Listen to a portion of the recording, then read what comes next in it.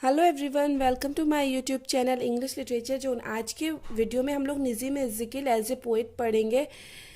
तो चलिए वीडियो शुरू करते हैं। वीडियो जो है काफ़ी इजी लैंग्वेज में होगा और वीडियो के थ्रू अगर आपका हेल्प होता है, वीडियो आपके सिलेबस का है, तो प्लीज़ आप लोग वीडियो को लाइक कीजिएगा, कमेंट करके बताइएगा वीडियो आपको कैसा लगा और चैनल को भी सब्सक्राइब कीजिएगा। जो वीडियो है काफ़ी ईजी लैंग्वेज में होगा, तो आप लोग ध्यान दीजिएगा। वीडियो अब शुरू करते हैं।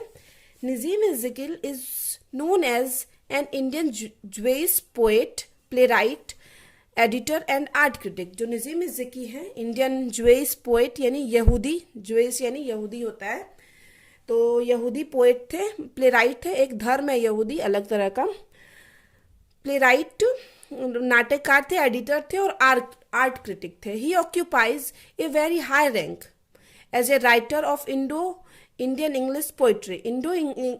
इंडियन इंग्लिश पोइट्री में उनको काफ़ी हाई रैंक, मतलब काफ़ी ऊपर माना गया है as a writer. And his contribution, और उनका जो योगदान है इन इंडियन इंग्लिश पोइट्री में is very substantial, weighty and valuable. मतलब जो उनका जो योगदान है इंडियन इंग्लिश लिटरेचर में काफ़ी सब्सटेंशियल यानी काफ़ी संतोषजनक, वेटी काफ़ी प्रभावशाली, एंड वैल्यूबल यानी काफ़ी मूल्यवान है।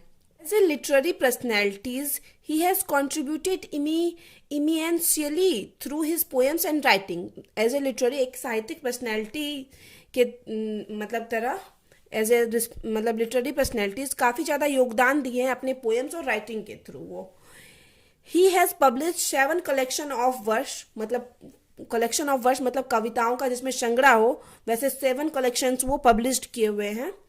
हिज पोएम्स, उनकी जो कविताएं हैं, have appeared in several journals, ढेर सारी पत्रिकाओं में भी उसको पब्लिश की जा चुकी है उनकी मतलब कविताओं को। तो हम लोग एज ए पोएट पढ़ रहे हैं तो नॉर्मली उनके वर्क पे ही फोकस करेंगे पूरे मतलब नोट्स में।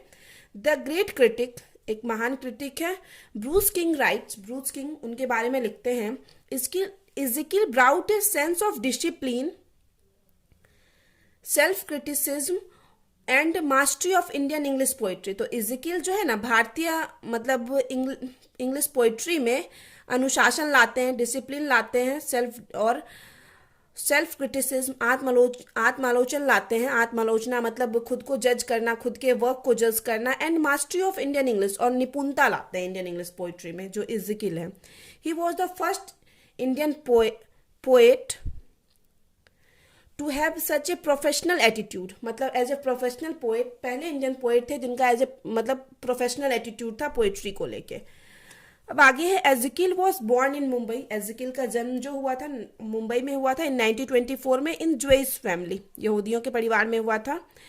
He had his early education at A Christian missionary school of Mumbai.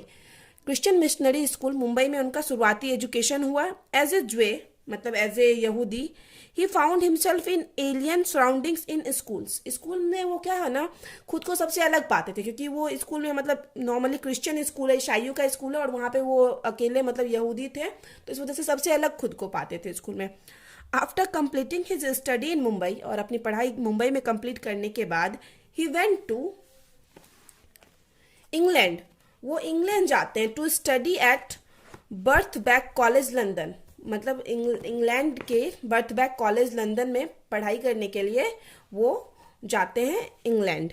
इन 1952, अब 1952 में फॉर्च्यून प्रेस पब्लिश्ड, फॉर्च्यून एक प्रेस है, प्रेस कंपनी है, published first collection of poetry, उनके पहले कलेक्शन को पब्लिश करती है, द बैड डे, जिसका नाम है द बैड डे। उनका पहला कलेक्शन था पोइट्री का, कविताओं का पहला संग्रह था। अब आगे है, skill poetry reflects the present and the modern age, present age और मॉडर्न एज को रिफ्लेक्ट करती है, दिखाती है। Urban life, Indian sensibility, love और सेक्स, मैरिटल रिलेशनशिप मतलब वैवाहिक संबंध, फैमिली ह्यूमन रिलेशनशिप, पारिवारिक और मानव मतलब मानवता संबंध, मानव का संबंध, एंड सर्च फॉर आइडेंटिटी, और मतलब खुद की पहचान की खोज, are the major theme of his poetry. उनके पोइट्री का ये सब थीम था। He is a poet of the city Bombay, वो बॉम्बे से बिलोंग करते थे, बॉम्बे सिटी के पोएट थे। इस वजह से Bombay the symbol of any modern city is the theme in a large number of his poem. इस वजह से वो अपने मतलब Bombay as a city use किए गए हैं, मॉडर्न सिटी के सिंबल के रूप में बॉम्बे को यूज किए हुए अपने ढेर सारे पोएम्स में, कविताओं में। Ezekiel's entire poetry is suffused with Indianness. इन इजिकिल की जो इंटायर मतलब लगभग सारी पोइट्री इंडियननेस से भरी पड़ी है, मतलब उसमें भारतीयता दिखती है. इन मैनी पोएम्स जैसे कि ढेर सारी पोएम जैसे कि the truth about Dhanya, the railway clerk, Guru and the night of the scorpion, जिसका कि ऑलरेडी हम अपलोड कर चुके हैं समरी, आप लोग मतलब देखे भी होंगे, आप लोग के सिलेबस का ही है video. He has focused upon the Indian customs. इसमें इंडियन कस्टम्स पे फोकस करते हैं, इंडिया के रीति रिवाज को दिखाते हैं, यहाँ की परंपरा, यहाँ के लोगों के बारे में बताते हैं.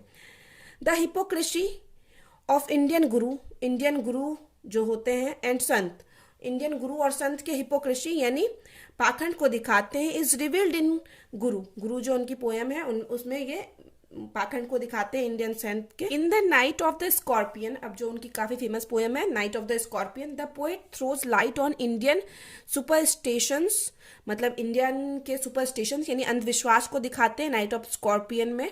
अब अगर आप समरी देखे होंगे तो आपको ये चीज क्लियर हो रहा होगा. लाइक एनी मॉडर्न पोएट्स, किसी भी आधुनिक पोएट्स की तरह, love and sex occupy a conspicuous place in Ezekiel poetry, मतलब लव और सेक्स को काफी मतलब विशिष्ट स्थान दिया गया था इजिकिल भी अपने पोएट्री में दिए थे, जैसे कि मॉडर्न पोएट्स नॉर्मली देते हैं. As a modern poet, as a आधुनिक पोएट जो कवि, he also wrote love songs भी लिख रखे हैं. He forcefully reveals his ideal of the man and women relationship in famous poem Sparrow. अपने फेमस पोएम स्पैरो में वो मतलब दृढ़ता पूर्वक प्रबलता पूर्वक यह दिखाए हुए मैन और वुमेन के रिलेशनशिप के आदर्शों को दिखाए हुए हैं. अब आगे है मैरिटल यानी वैवाहिक, फैमिली पारिवारिक एंड ह्यूमन रिलेशनशिप, और मानवीय जो रिलेशनशिप है plays a vital role in the poem of modern poets के पोएम में बहुत महत्वपूर्ण रोल निभाता है. Nissim Ezekiel is not an exception of it, और निज़ीम इज़िकिल भी इससे अलग नहीं है, मतलब इससे हटके नहीं है. उनके पोएम में भी नॉर्मली यही सब रहता है, marital, family and human relationship रहता है उनके पोएम का भी थीम.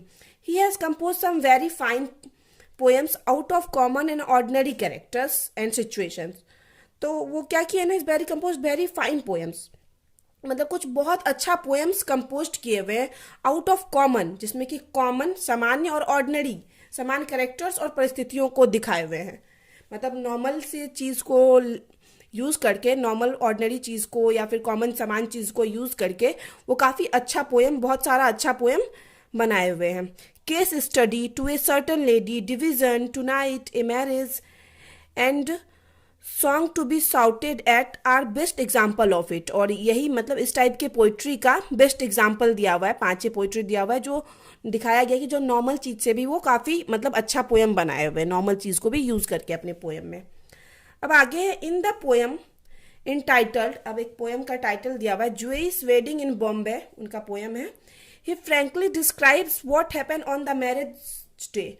वो इसमें साफ साफ स्पष्ट रूप से यह बताते हैं अपने मतलब पोएम में, जो इस वेडिंग इन बॉम्बे में ये दिखाते हैं कि मैरिज में शादी के दिन क्या होता है. हिज वॉल्यूम्स ऑफ वर्ड्स, जो कि हम पढ़ रखे थे ऑलरेडी कि 7 वॉल्यूम्स ऑफ वर्ड्स पब्लिश्ड किए हैं, तो उनका जो वॉल्यूम ऑफ वर्ड्स है are so far published are the following, वो निम्न है जो पब्लिश्ड किया गया है, जैसे कि a time to change 60 poems, the third, the unfinished man, the exact name, snakes in and other poems, hymns in darkness, ये सब उनका कलेक्शन ऑफ वर्ड्स है.